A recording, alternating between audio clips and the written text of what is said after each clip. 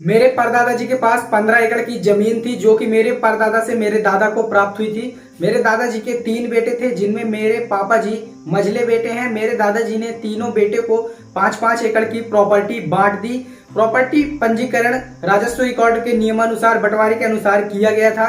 Property का बंटवारा होने के बाद मेरे पिता के 3 पुत्र जिनमें से मैं और मेरा भाई और मेरी बहनें हैं। ये प्रॉपर्टी हमारे पिता के नाम पर 5 एकड़ थी। इसके बाद मेरे पिता ने उस 5 एकड़ प्रॉपर्टी को हम दोनों भाइयों के नाम पर रजिस्टर्ड विक्रयनामा करके रजिस्टर्ड करवा दिया था हम दोनों भाइयों के नाम पर। तो क्या मेरी बहन अब इस पर कोई ऑब्जेक्शन ले सकती है? मेरी बहन की शादी हो चुकी है, क्या मेरी बहन अब हमसे ये प्रॉपर्टी छीन सकती है? ये क्वेश्चन किया है दीपक नांगले ने। दीपक नांगले का ये क्वेश्चन है कि इनके जो पिताजी की प्रॉपर्टी जो इनके दादाजी से मिली हुई थी 5 एकड़, वो 5 एकड़ की प्रॉपर्टी इनके पिताजी ने इनके दोनों पुत्रों के नाम पर, यानी कि फॉर एग्जांपल के तौर पर अपन समझते हैं कि राम श्याम 2 पुत्र हैं, तो इनके जो 2 पुत्र हैं उनके नाम पे 2.5 एकड़ की प्रॉपर्टी का विक्रयनामा कर दिया था, यानी कि अपने पुत्रों के नाम पर विक्रयनामा करके बेच दिया था। ऐसे में इनकी एक बहन भी थी, तो एक बहन क्या है इनकी जो शादीशुदा हो चुके हैं इस प्रॉपर्टी पर, पिता की प्रॉपर्टी पर अधिकार कर सकती है। सो गाइस, आज की इस वीडियो पे मैं आपको इसी क्वेश्चन का आंसर दूंगा कि क्या एक सेल्फ एक्वायर्ड प्रॉपर्टी पे लड़की का अधिकार है, एक सेल्फ एक्वायर्ड प्रॉपर्टी कब एक एंसेस्ट्रल प्रॉपर्टी बन जाती है और एंसेस्ट्रल प्रॉपर्टी क्या होती है, इस पर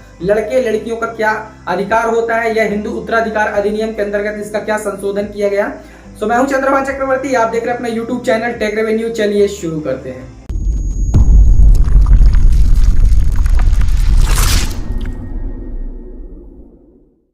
दीपक नांगले, इस बात को समझने के लिए सबसे पहले आपको समझना होगा कि प्रॉपर्टी का टाइप कैसा था, यानी कि प्रॉपर्टी जो आपके पिताजी को, जो आपके दादाजी को, आपके परदादा से दादा से आपके पिता को मिली, उसके किस प्रकार के प्रकार था।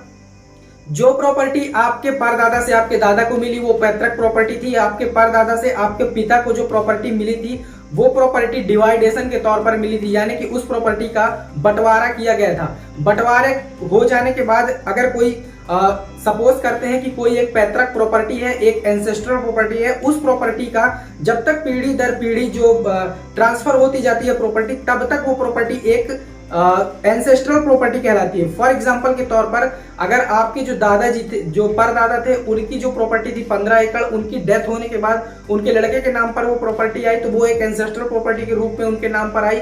इसके बाद आपके जो दादाजी थे उनके जो 3 बेटे थे, जो 5-5 एकड़ की प्रॉपर्टी का जो बंटवारा हुआ राजस्व के नियमानुसार, तो वहां पर वो प्रॉपर्टी एंसेस्ट्रल प्रॉपर्टी से चेंज होकर सेल्फ एक्वायर्ड प्रॉपर्टी यानी कि स्वार्जित संपत्ति के रूप में उनके रिकॉर्ड्स में दर्ज हुई है। तो ये प्रॉपर्टी आपके पिता की सेल्फ एक्वायर्ड प्रॉपर्टी कहला गई।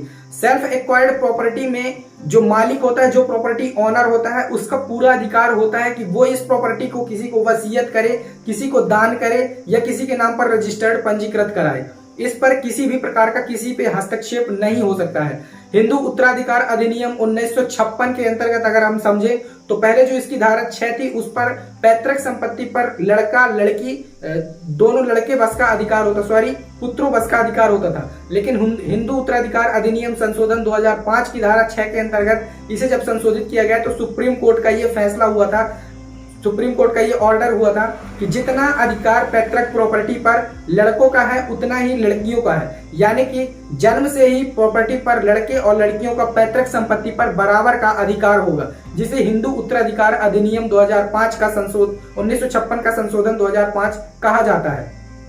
इस आधार पर जो आपके पिता को प्रॉपर्टी बंटवारे के रूप में आपके दादाजी से 5-5 एकड़ मिली थी, तो वो प्रॉपर्टी उनकी स्वार्जित संपत्ति कहला गई और उन्होंने अपनी स्वार्जित संपत्ति को आप दोनों भाइयों के नाम पर 2.5 एकड़ की प्रॉपर्टी रजिस्टर्ड विक्रय पत्र के आधार पर आपको बेचा है, जिसका रजिस्टर्ड बैनामा भी बनवाया गया है। ऐसे में उस प्रॉपर्टी में आपकी बहन का कोई अधिकार नहीं है कि वो इसे चैलेंज करे और आपसे ले, यानी कि वो प्रॉपर्टी सेल्फ एक्वायर्ड प्रॉपर्टी कहला गई, वो प्रॉपर्टी एंसेस्ट्रल प्रॉपर्टी नहीं है, इसलिए आपकी बहन का वहां पर कोई अधिकार नहीं है। आपकी बहनों का उस प्रॉपर्टी में हिस्से लेने का या उस प्रॉपर्टी से रिलेटेड किसी भी केस को फाइल करने का तब अधिकार होता जब आपके पिता की डेथ हो जाती, और आपके पिता की डेथ होने के बाद अगर आप अपना नाम, अपने भाई का नाम, अपनी मम्मी का नाम और अपनी बहन का नाम छोड़ के रिकॉर्ड में नाम दर्ज करा लेते। लेकिन यहाँ पर ऐसी प्रोसेस नहीं हुई है। आपके पिता ने अपने जीवन काल में ही अपनी जो सेल्फ एक्वायर्ड प्रॉपर्टी थी, जो उनकी स्वार्जित संपत्ति थी, उसका विक्रीकरण किया हुआ है, ना कि उनकी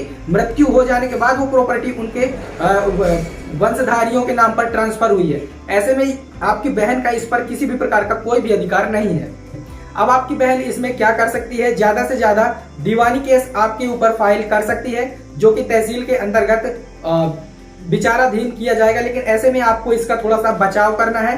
हालांकि होने वाला इसमें कुछ नहीं है, क्योंकि जो प्रॉपर्टी सेल्फ एक्वायर्ड प्रॉपर्टी थी, वो प्रॉपर्टी आपके पिता ने आप दोनों भाइयों के नाम पर 2.5 एकड़ किया हुआ है।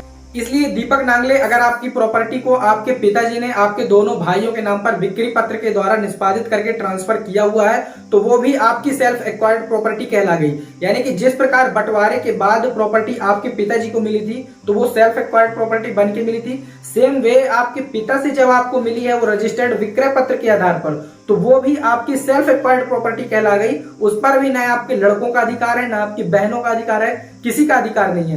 तो उसका जो पंजीकरण, उसका दाखिल खारिज, उसका म्यूटेशन जो हुआ है, वो as a self acquired property हुआ है। इसलिए आपको घबराने की जरूरत नहीं है, बस आपको थोड़ा सा बचाव जरूर करना है, क्योंकि ऐसी चीजों में केस तो फाइनल होता ही है, साथ में पैसे की भी बर्बादी हो जाती है। सो अगर आपको ये वीडियो पसंद आई हो दोस्तों, तो वीडियो को लाइक कर दें, दोस्तों के साथ शेयर करें, और चैनल पे नए हैं तो यार सब्सक्राइब जरूर कर लीजिए। मिलते हैं नेक्स्ट वीडियो में, तब तक के लिए जय हिंद।